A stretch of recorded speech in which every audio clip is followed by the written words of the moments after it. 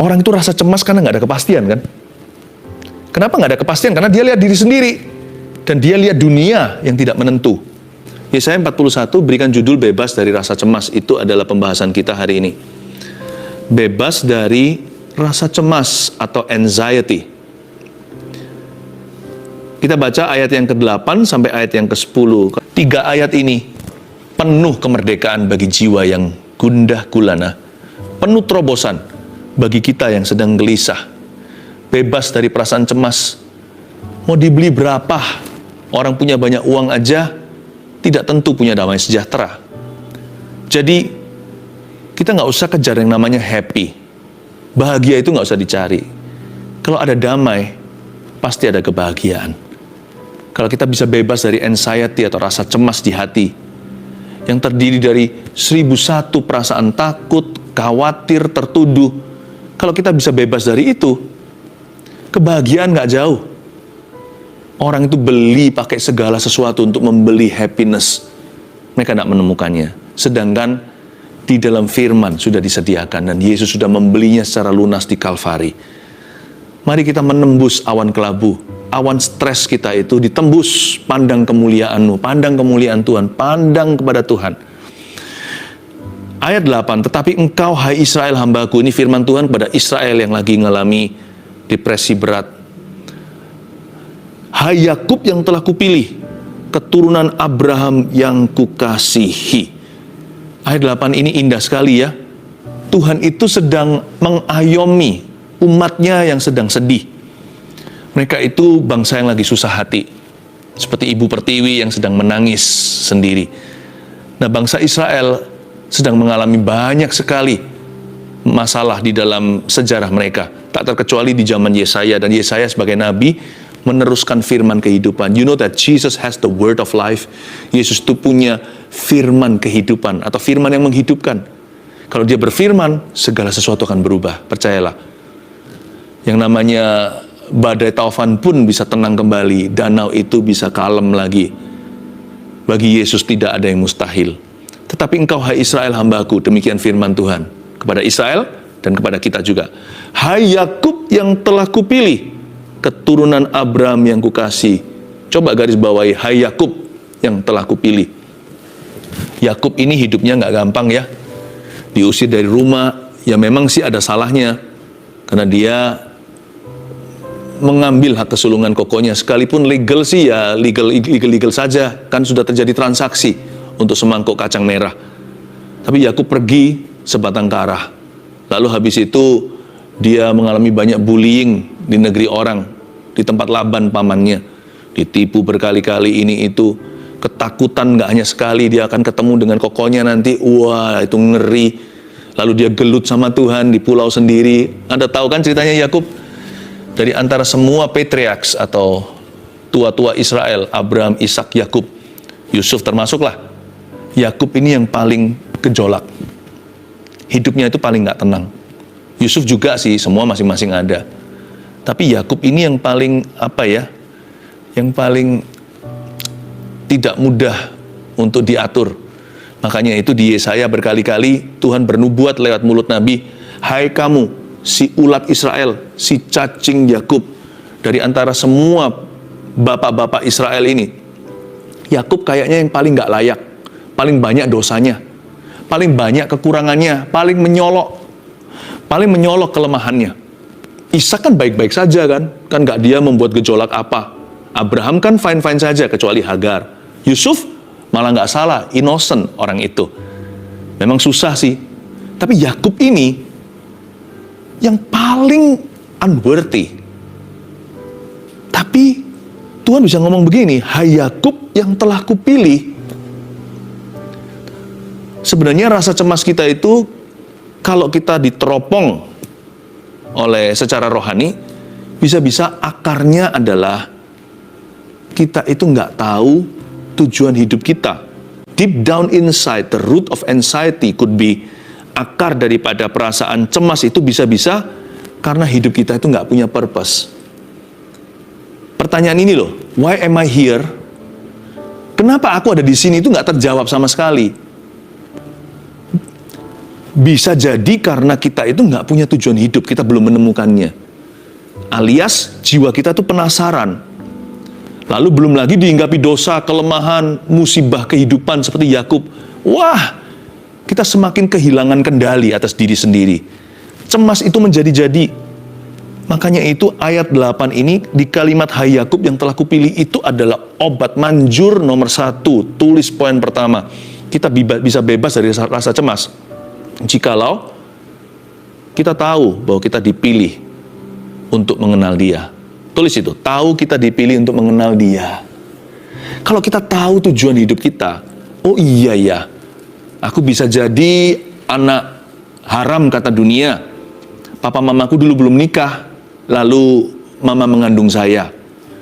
Apapun juga caramu, metodemu datang ke dunia ini, orang bilang kecelakaan kek atau apa, apapun dosamu, apapun dosa kita ya, segala macam musibah, keapesan, all the misfortunes atau kejadian-kejadian yang seolah-olah membuat hidup kita itu berat.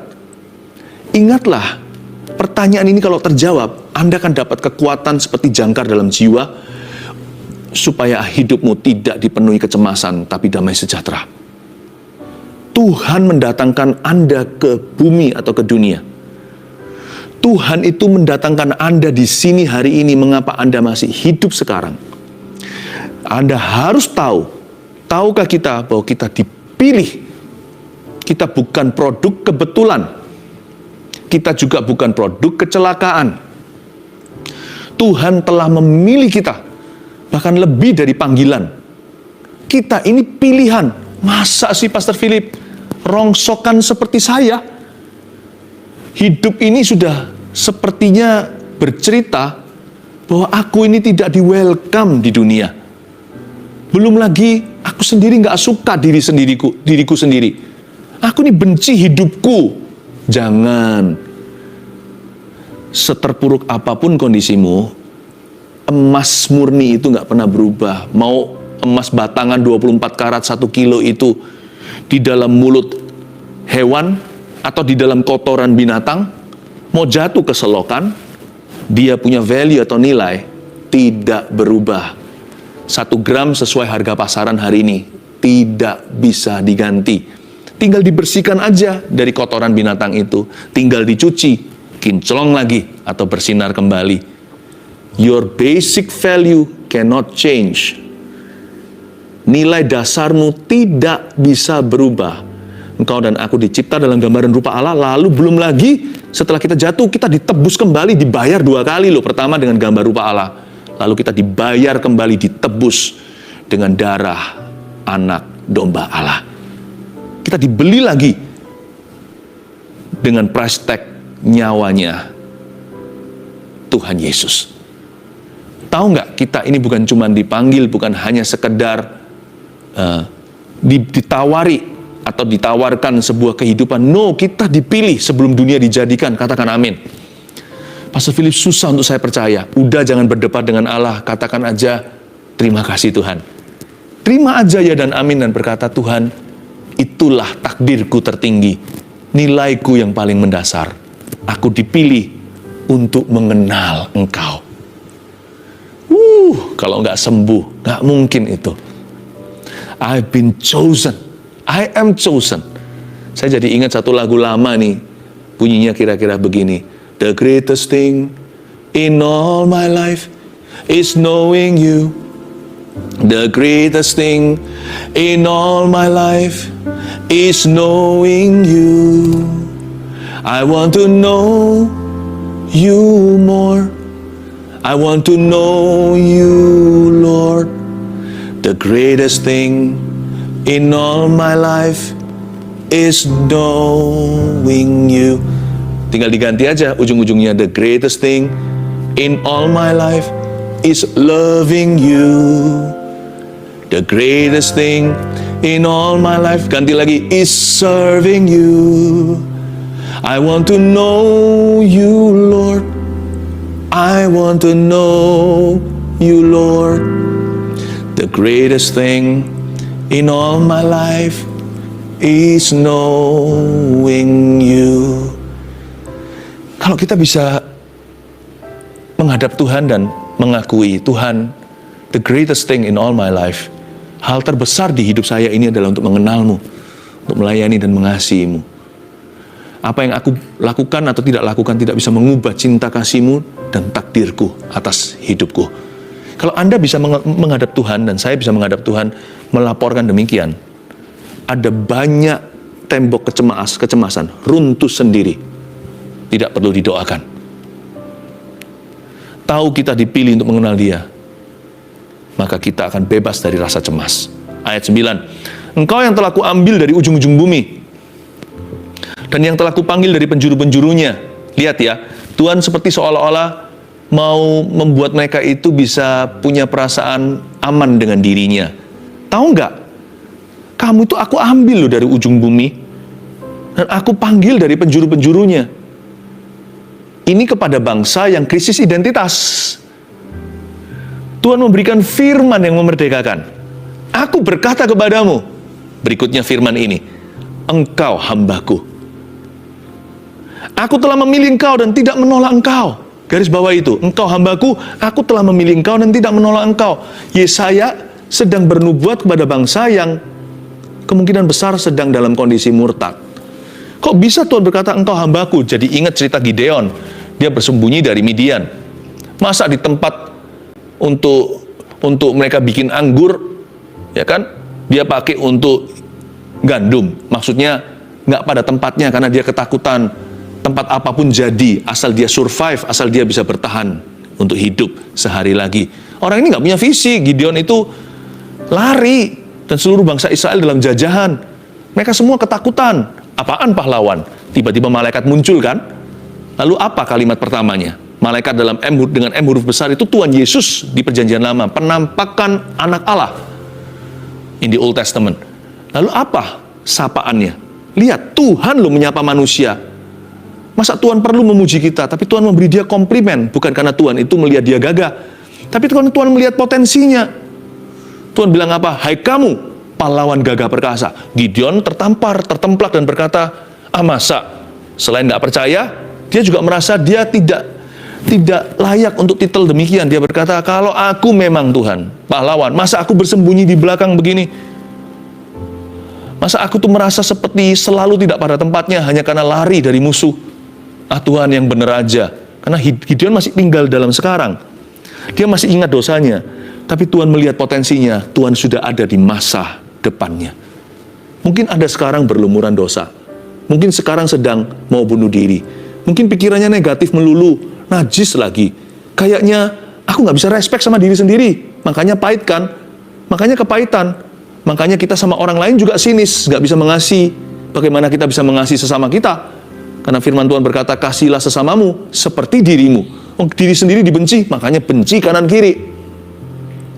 Tapi ingat ya, Anda tidak harus dalam kondisi ini. Tuhan sudah melihat potensimu, Tuhan ada di depanmu, Tuhan sudah ada di masa depan Anda.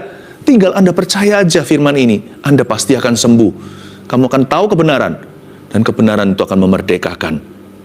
Kita akan bebas dari rasa cemas jika, nomor 2, jika kita sadar kalau Tuhan mengasihi dan tidak menolak kita. Masa Pastor Philip, karena semua dosaku yang aku lakukan ini, apalagi yang akhir-akhir ini aku bejat sekali, masa Tuhan tidak menolak aku?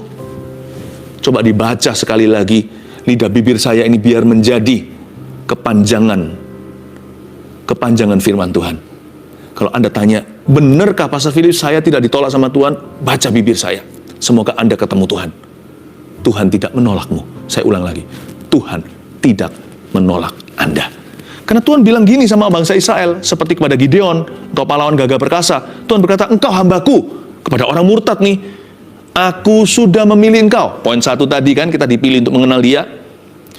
Aku telah memilih engkau dan tidak menolak engkau. Tidak menolak engkau. Saya harap Anda bukan hanya baca Alkitab. Saya harap Anda dengarkan suara Allah di balik pesan Yesaya. Saya harapkan Anda mendengar suara Roh Kudus sekarang. I have not rejected you. Jadi Tuhan menerima kita apa adanya? Iya, Tuhan terima kita apa adanya. Berarti Tuhan juga bisa toleransi dong dengan dosa saya. Berarti Tuhan juga mengerti dong, kondisi saya begini ya sudah, apa boleh buat? Enggak, saya kasih ilustrasi sederhana ya. Maksudnya Tuhan itu mengasihi kita dan tidak menolak kita itu begini. Tuhan menerima kita apa adanya. Nggak usah dibumbuin. Nggak usah diwarnain. Hitam putih aja Tuhan terima. Tetapi bukan berarti Tuhan tidak akan mengubah kita. Andai kata anak saya nggak lulus sekolah. Ya entah dia karena mungkin IQ-nya nggak cukup. Atau karena dia sia-siakan hidupnya, tidak belajar alias ugal-ugalan.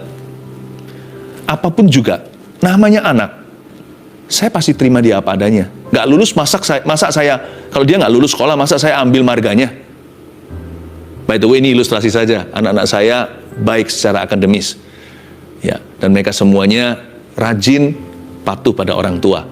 Tapi saya kasih contoh, kalau itu anakku, masa saya ambil mantofanya? Enggak kan?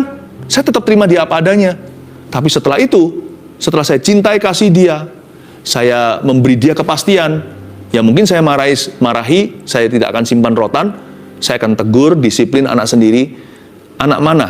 Jikalau anak sah tidak disesah oleh ayahnya. Kalau enggak itu namanya anak tetangga, saya nggak bisa apa-apa. Kalau gitu namanya anak gampangan.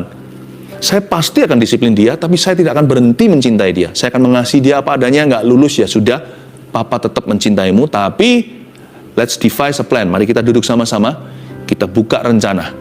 Kamu perlu les apa kalau kamu tidak mampu? Atau kalau karena nakal, kurang bisa ngatur waktu, akan ada hal-hal yang saya ambil dari dia, mungkin gamenya dan sebagainya. Pokoknya, saya terima anak saya apa adanya, sekalipun kalau dia nggak lulus sekolah. Tapi saya akan menolong dia untuk lulus semester ke depan. Tuhan akan biarkan Anda berlumuran dalam dosa itu. Tuhan terima Anda dengan semua lumur dosanya. Lumpurnya semua kasih sama Tuhan. Semua kotoran. Tapi setelah itu, Tuhan pasti akan mengubah kita. Mustahil lah kalau orang kenal Tuhan tidak berubah. Sekali lagi, Tuhan tidak menolak Anda. Tapi Tuhan akan membentuk Anda. Amin. Nah masalahnya banyak orang begini loh. Aku tunggu aku sempurna dulu baru datang sama Tuhan Yesus. Jangan. Pak Pendeta jangan. Saya masih berdosa, saya nggak layak. Loh ayo, layani Tuhan. Loh ayo, sini kembali kepada Tuhan Yesus. Bertobat dari dosa-dosanya. Aku belum layak, bagaimana bisa melayani Tuhan? Aku belum, rasanya aku ini masih jauh. Aku masih jatuh bangun. Nanti aja layani Kristus. Bukannya kalau jatuh bangun justru butuh Kristus. Bukannya karena kita nggak layak itu justru harus datang pada Tuhan.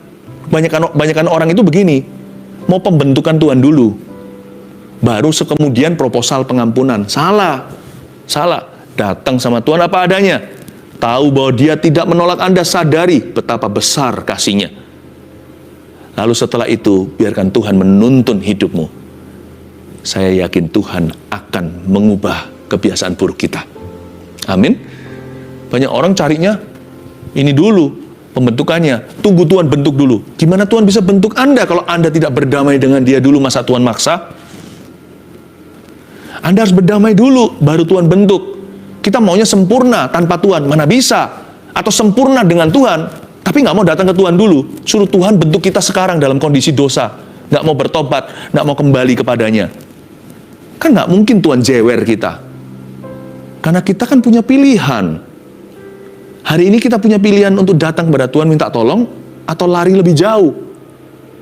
Datang aja apa adanya, Tuhan tidak menolak Anda. Tuhan sayang kita semua. Itulah sebabnya, kalau kita sedang stres, hati lagi cemas, jangan nunggu sempurna, langsung saja sujud di altarnya. Mau nangis sejadi-jadinya, nggak apa-apa. Mau muka penuh dengan liur, sudah sungguh-sungguh nggak tahan lagi Tuhan, aku nggak bisa, I cannot bear this life, aku udah nggak tahan dengan hidup ini. Tapi curahkan hati ke kaki Tuhan. Datang saja, sebab Dia tidak pernah menolak siapapun yang datang kepadanya. Kapanpun mereka datang kepadanya. Saya ulang, Tuhan Yesus telah berjanji dalam firman berkali-kali bahwa Dia tidak akan menolak siapapun yang datang kepadanya. Dan kapanpun atau bila mana mereka datang kepadanya. Malam hari Nikodemus diterima sama Tuhan Yesus. Penyamun itu datang gak tepat waktu, last minutean gitu. Yesus sendiri sedang sengsara kok. Kalau Yesus baik-baik kan enak kita minta. Dari 5 roti 2 ikan kita makan. Tapi Yesus sendiri sedang digantung di kayu salib kok. Yesus nggak menolaknya, diajak ke Firdaus.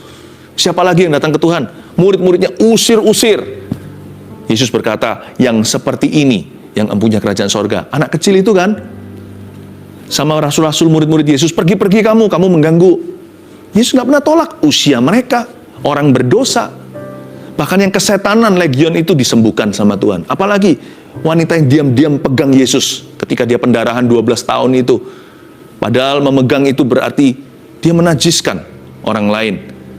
Karena hukum ritual saat itu orang yang pendarahan, jangankan pendarahan, orang yang menstruasi aja tidak boleh berada di dalam perkemahan. Mereka harus isolasi. Itu hukum agamawi. Dia berani melanggar hukum. Yesus marahin nggak? Malah Yesus Kristus luruskan. Siapa jamaahku? Lalu sembuhkan. Dan kasih dia pesan. Tinggallah dalam kesembuhan itu. Imanmu menyembuhkanmu. Siapa lagi? Coba pikirkan. Orang yang paling jahat, paling jahanam, pemungut cukai. Sampai Yesus itu difitnah atau dikata-katain. Dia adalah sahabat orang berdosa karena dia makan bersama dengan pemungut cukai itu. Dia makan dengan orang-orang berdosa. Seorang pelacur. Atau seorang wanita yang tidak beres, nggak benar. Seorang perempuan nakal. Ya kan? Datang ke kaki Yesus. Membasuh dengan rambutnya. Pernah dari tubuhnya diusir banyak roh jahat. Tuhan terima semuanya. Siapa lagi? Terlalu banyak kalau saya ceritakan satu persatu. Sakeus. Tuhan nggak menolak. Bukan Tuhan menolakmu, maka engkau tidak sembuh. Tapi engkau dan aku menolak untuk datang. Ayat yang ke-10. Janganlah takut, sebab aku menyertai engkau. Lihat itu. Kata-kata Tuhan yang menyejukkan hati. Kata-kata Tuhan Yesus yang mengayomi. Yang membawa damai sejahtera. Do not fear. Jangan takut. Bahkan Tuhan berkata, jangan takut sama saya. Takut akan Tuhan itu adalah prinsip kehidupan. Tapi jangan takuti Tuhan. Janganlah takuti aku. Sebab aku tuh menyertai engkau. Janganlah bimbang. Jangan menjauh. Sebab aku ini Allahmu. I want to help you. Aku akan meneguhkan. Bahkan akan menolong engkau. Kalau kamu fine-fine saja, aku loh ingin membangun hidupmu. Aku tuh bukan mau meruntuhkan. Meneguhkan itu berarti kan di masa sekarang. Apa yang kita lakukan itu Tuhan afirmasi. Ya, seperti seorang ayah memuji anaknya, good job my son, bagus sekali karyamu atau prakarya itu. Tuhan itu ingin sekali untuk membangun rasa percaya diri kita. Tuhan ingin sekali untuk membangun kehidupan kita dengan rencananya. Tapi nggak berhenti di membangun. Tuhan tahu kita ini syarat masalah. Kita ini selalu cenderung punya problema. Belum lagi kita juga punya kecenderungan untuk menjadi problemanya. Makanya Tuhan menjanjikan begini, aku akan meneguhkan, bahkan itu berarti extra mile. Itu mil kedua. Bahkan aku mau loh, rela loh menolong engkau. Ya, aku akan memegang engkau dengan tangan kananku yang membawa kemenangan. Di ayat 10b, aku akan meneguhkan, menolong, dan memegang engkau. Itu bicara masa kini, afirmasi. Tapi juga bicara masa lalu. Hal-hal dulu yang belum beres hingga kini. Itu loh yang masih ada PR-nya hari ini. Hidup kita mungkin masih amburadul, masih perlu banyak restorasi atau pemulihan ilahi. Tuhan berkata, satu persatu serahkan ke aku, jangan ada satu sorokan rahasia antaramu dengan Tuhanmu. Sini, satu persatu serahkan, satu persatu laporkan. Bawa seluruh atau segenap hatimu kepadaku. Aku mau memulihkan, bukan hanya meneguhkanmu hari ini, tapi semua yang belum kelar, belum selesai dari masa lalumu, aku akan selesaikan. Asal kamu mau nurut sama aku dan mau percaya. Satu persatu akan ada penyelesaiannya di tahta Allah Bapa. Tuhan itu baik sekali. Dia bahkan mau urusi masa lalu kita loh. Dia mau. Keluarga kerabat aja nggak tentu mau menjadi penalang hutang. Kalau siapa gitu anggota keluarganya yang suka hutang kanan kiri, kadang-kadang kalau perlu dia cetuskan. Sekalipun kerabat kami tidak ada hubungan. Jadi janganlah tagih hutang ke saya. Kalau Tuhan lain, hutangnya seorang itu berapa? Hutangnya berapa? Aku tanggung semuanya. Tuhan naik ke Kalvari sendiri. Dia mati di Golgota. Tuhan itu mau sampahmu. Bayangkan, Tuhan itu mau sampah Anda dan saya. Bawa sampah kita. Lalu nggak berhenti di situ. Aku akan memegang engkau dengan tangan kananku yang membawa kemenangan. Itu masa depan.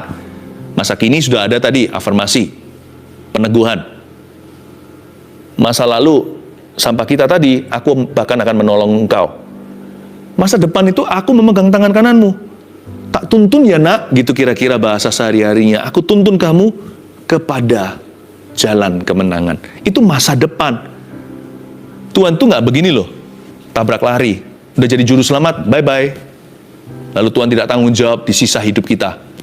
Pokoknya yang penting statusnya sudah ada, ketemu langsung ya di sorga. Tuhan itu mau ikuti proses kita. Tuhan bukan hanya mau sampah kita, Tuhan mau proses kita. Dari sekarang sampai seterusnya, Tuhan rela berjalan dengan orang bermasalah seperti Anda dan saya.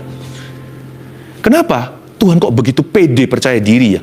Padahal kita sendiri loh nggak tahu loh, kita masih ragu apakah aku bisa sampai sono, sampai ke sana itu selamat. Selamat aja udah kamsyah.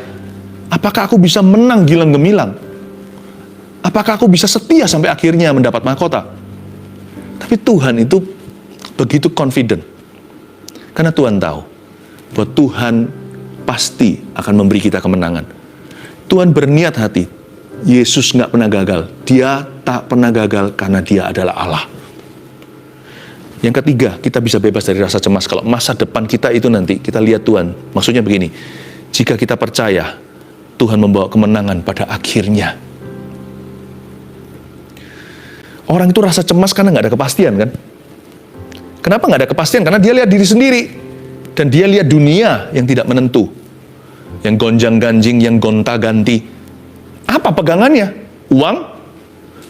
Di dalam hati kita tahu harta itu tidak bisa beli segala. Ada hal-hal tertentu. Kalau sudah waktu, mau punya duit berapapun, hanya memperlama. Hanya bisa beli oksigennya aja, jikalau kita koma. Ada hal-hal tertentu kita semua tahu. Rasa aman kita itu pada koneksi kah? Gimana jikalau orang itu mati?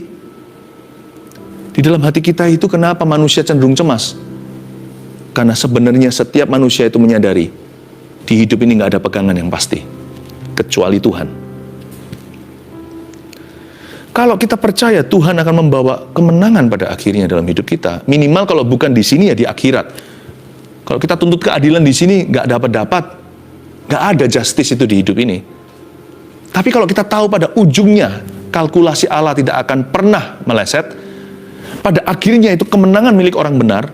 Sekalipun aku sengsara, namun demikian, kesengsaraanku yang sementara ini tidak sebanding dengan kemuliaan yang Tuhan telah sediakan. Kalau mata kita tertuju sampai kepada kekekalan, kalau mata kita tertuju pada Tuhan, kita nggak akan penasaran kok. Cemas kita itu nggak seberapa, karena kita tahu ujungnya kita dapat mahkota. Itu yang di akhirat. Bahkan di hidup ini pun Tuhan berjanji memberi kita kemenangan. Hanya kita nggak bisa menuntut. Harus selalu sesuai ekspektasi kita. Tapi kalau kita tahu bahwa Tuhan itu berniat memberi kemenangan pada kita nggak usah cemas-cemas yang di mana. Kalau kita percaya Tuhan pasti memberi kita kemenangan pada akhirnya. Nggak perlu bunuh diri. Buat apa? Nggak perlu kita itu melukai diri sendiri, mengakhiri hidup ini. Kalau kita tahu, di ronde ini mungkin aku kalah. Atau di ronde-ronde ini karena salahku, aku dibentuk oleh Allah. Tapi kan masih ada 1, 2, 3 ronde ke depan. Musim kemarau mungkin, kan masih ada musim hujan. Buat apa saya akhiri di sini? Dan kalau semua musim itu pun kemarau misalkan, nggak mungkin sih. Tuhan selalu mencampurkan antara ujian iman dan Tuhan selalu memberikan penghiburan. Tapi andai kata semua kemarau, misalkan, nggak mungkin ya sekali lagi, tapi andaikan semua kemarau. Ujung di sebelah sana itu adalah sorganya yang bakah, yang mulia, mahkota menanti kita yang setia. Percaya Tuhan membawa kemenangan pada akhirnya. Bebas dari rasa cemas, ada 3 poin sederhana. Tahu kita dipilih untuk mengenal Dia. 2, sadar kalau Tuhan mengasihi dan tidak menolak kita. 3, percaya Tuhan membawa kemenangan pada akhirnya. Udah, jangan cemas lagi. Tuhan sayang kita dalam Kristus. Ada kepastian kekal. Haleluya.